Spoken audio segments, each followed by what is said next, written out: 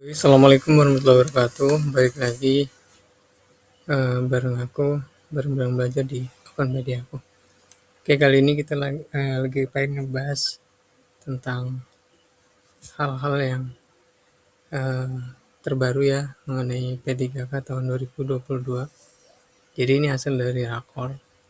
Oke, sebelum aku ngebahas tentang eh, pasti nggak sih yang lulus PG tahun 2021 itu bakal diangkat di tahun 2022 ini, khusus P3K guru ya. Oke, jadi kita bahas dari sini. Oke, pertama-tama ini perbedaan di Permen Pan RB tahun 2001 sama Permen Pan RB tahun 2022. Ada yang baru ya.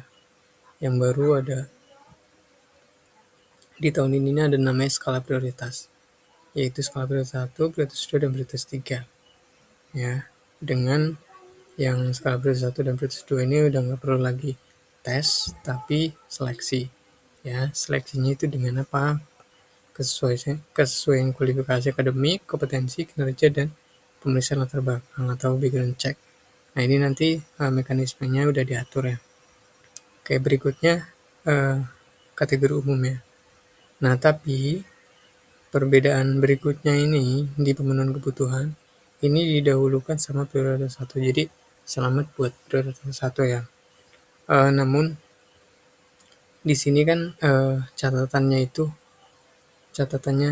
jika kuota masih tersedia ya. Walaupun penafsiran kuota ini juga nanti ini bakal kompleks ya, banyak permasalahan di situ, dan tapi aku sih mendoakan semoga Bapak Ibu yang sudah lulus PG itu bisa diangkat semua. Buat permasalahan-permasalahannya apa sih? Nah, nanti kita bakal bahas nih. Tapi sebelum itu pertama nih ya, yang baru di 2022 ini pertama didahulukan untuk prioritas 1. Jadi harapannya besar banget ya prioritas 1. Itu yang lulus PG di tahun 2021.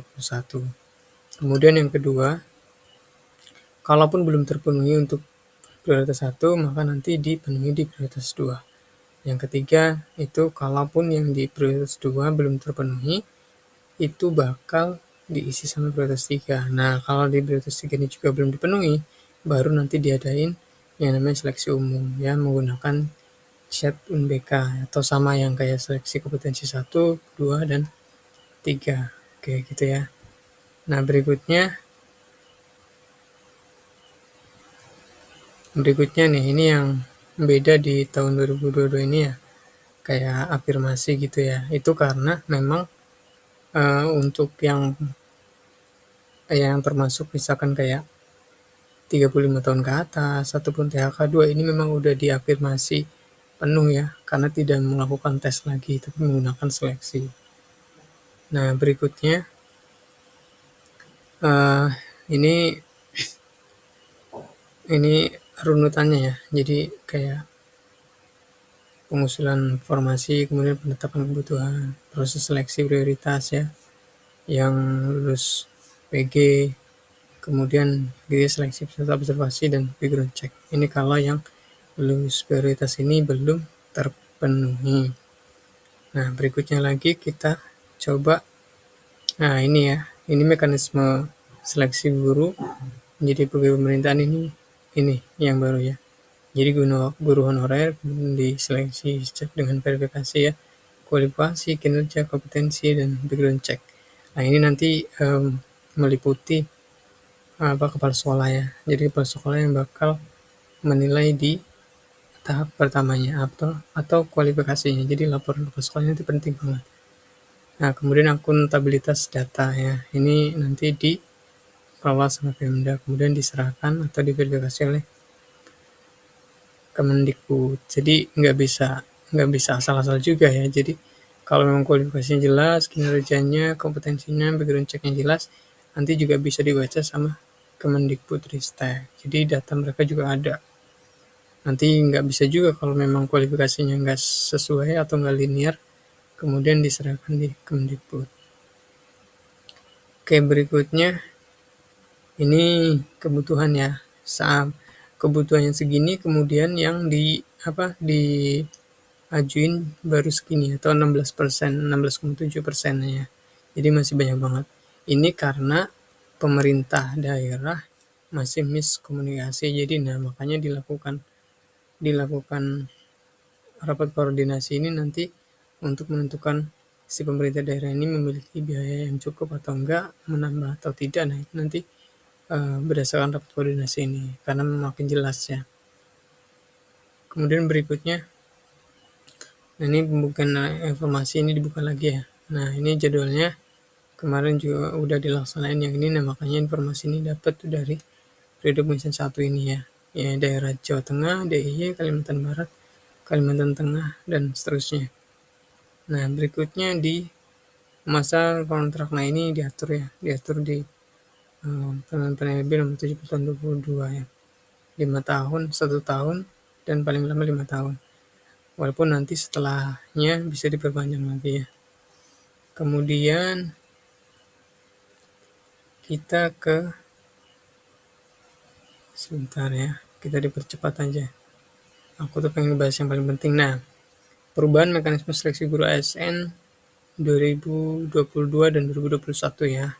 Nah, kalau kemarin tuh masih seperti yang lama, jadi formasinya dulu yang ditetapin di sekolah masing-masing, kemudian diperbutkan di sekolah masing-masing itu. Nah, tapi kalau sekarang, karena ini judulnya seleksi pemenuhan, ya, atau mekanisme penempatan, nah ini nanti kuotanya yang ditarik di sekolah yang Bapak Ibu sebagai honorer yang dibutuhkan di situ, tapi catatannya dibutuhkan, nanti kita bahas ya. Oke, terus nah ini mekanismenya ada 3 ya. Kemudian yang pertama penempatan yang passing grade tahun 2021, kemudian yang kedua itu yang prioritas 2, prioritas 3 ya. Ini yang THK 2 sama guru honorer lebih dari 3 tahun. Jika masih tersedia, kemudian dilakukan seleksi tes yang menggunakan tes CAT kayak kemarin. Ini untuk seleksi 2021 ya, 2021. Jadi yang lulus dan dapat formasi baru segini ya. Nah, sisanya ini lulus belum dapat formasi. Nah, gitu.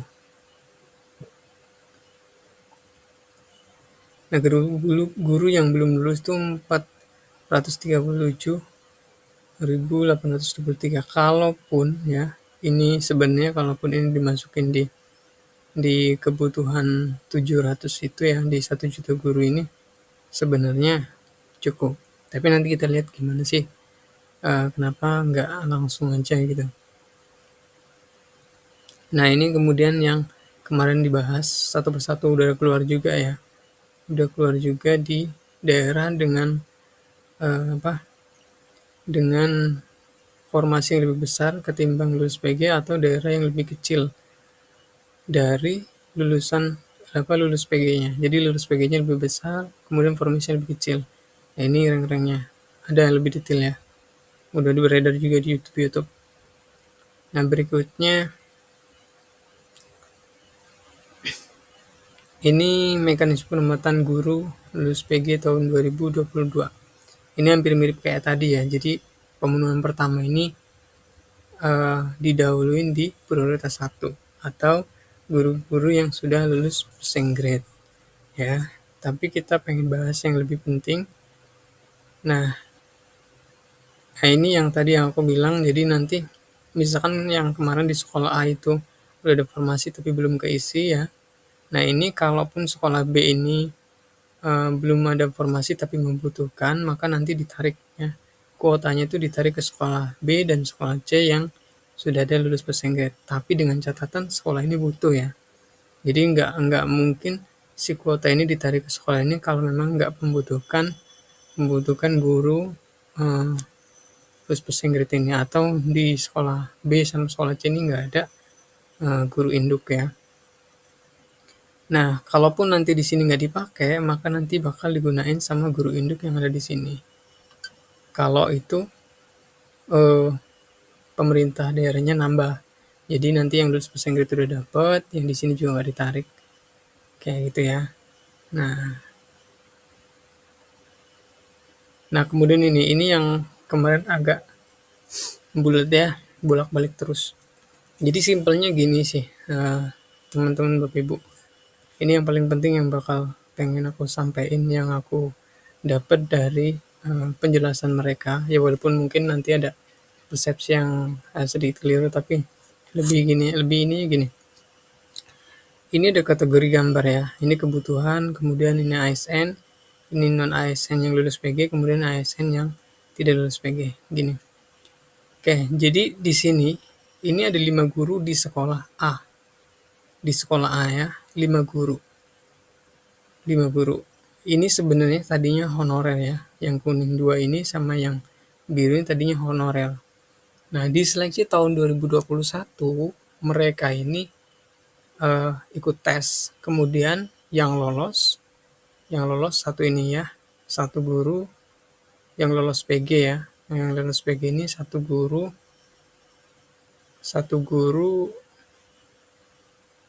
taruhlah misal kita satu guru bahasa Indonesia.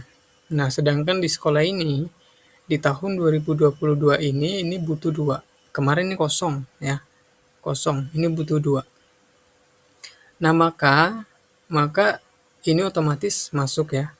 Ini otomatis sekolah A masuk. Nah, kemudian kan tinggal 2 lagi nih. Tinggal 2 lagi.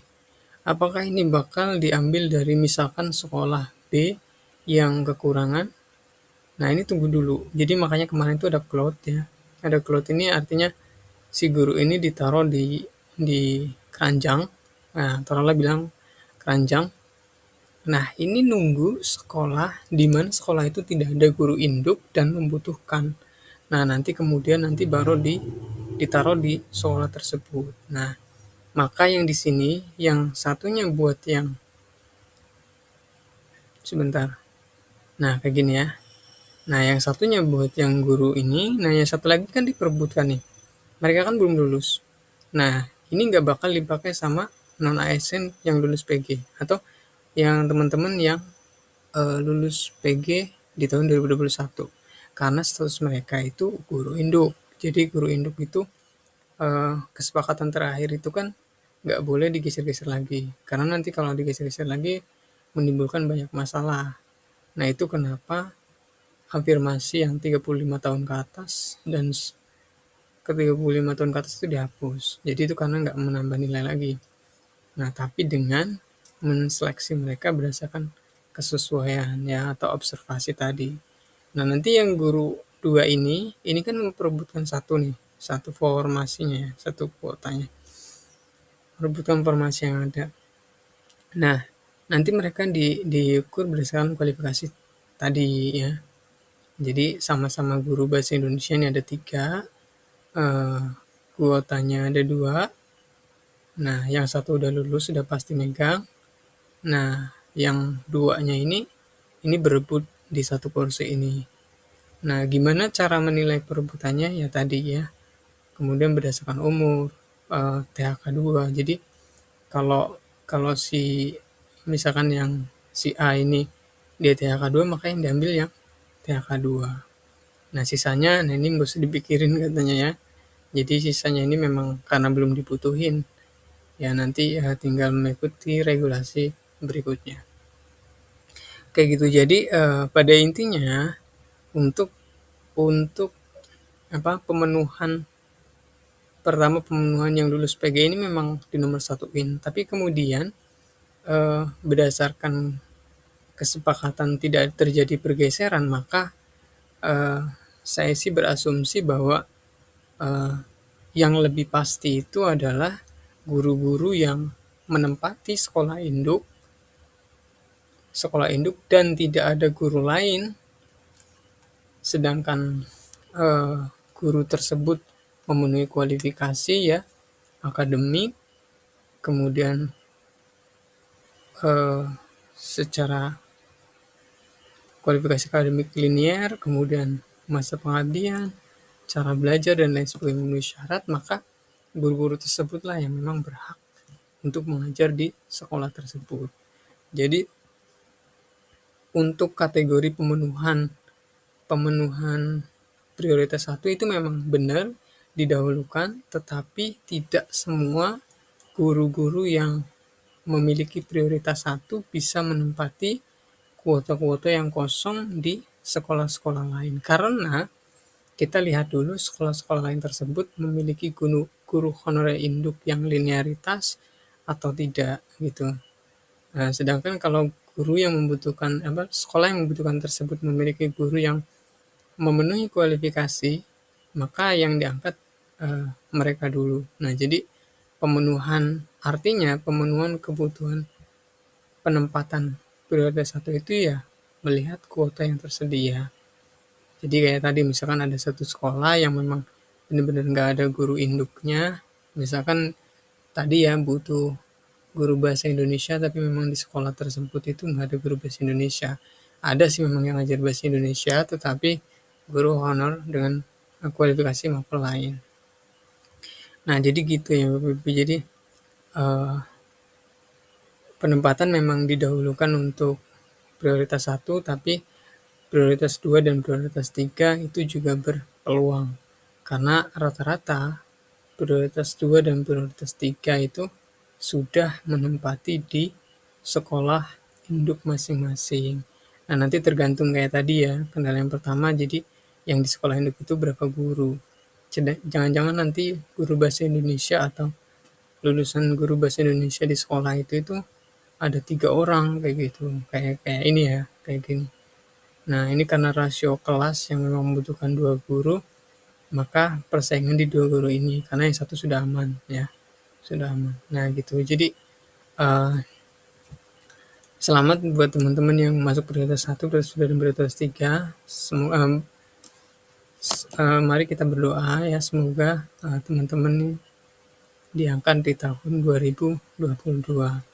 Kemudian gimana sih kalau berdasarkan kuota ya? Kuotanya kan banyak. Bisa aja kayak tadi tuh ya.